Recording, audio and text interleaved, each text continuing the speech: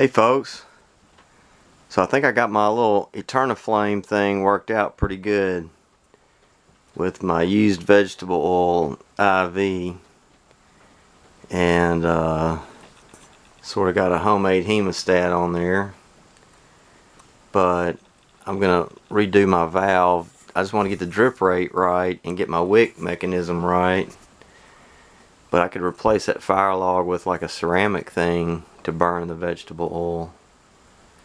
And it's just getting the flow rate right and getting the heating right, and that joker will run for like an hour or more without me having to mess with it. So got my thermostat working, and sort of like an automatic space heater, room heater. It keeps the whole room quite comfortable.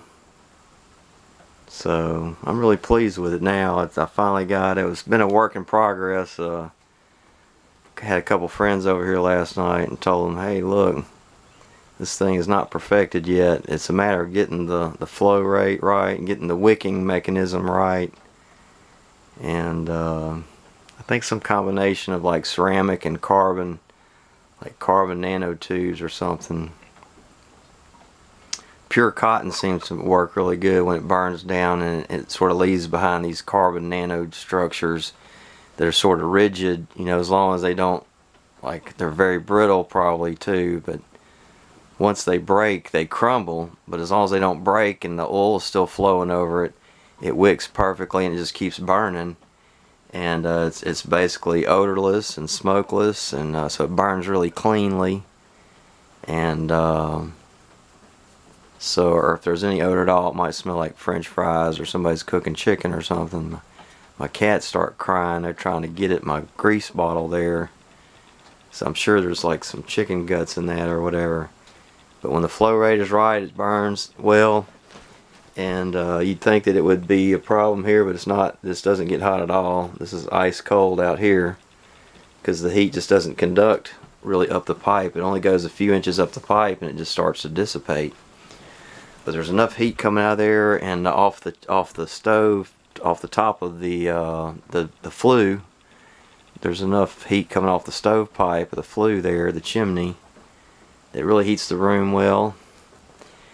And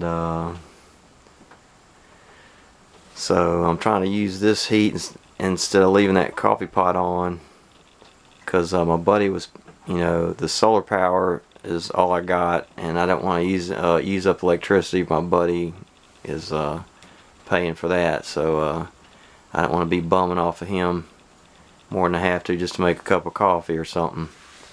But so now I'm heating with gas basically. But this is my used vegetable oil burner, and it's just a drip feed like an IV. But like I said, that's only a quarter tank, and it ran for like a whole hour or more last night. I fell asleep with it going, and it finally just burned out. So yeah, when the oil runs out, then it finally uses up the whatever wick is there, and it just goes out.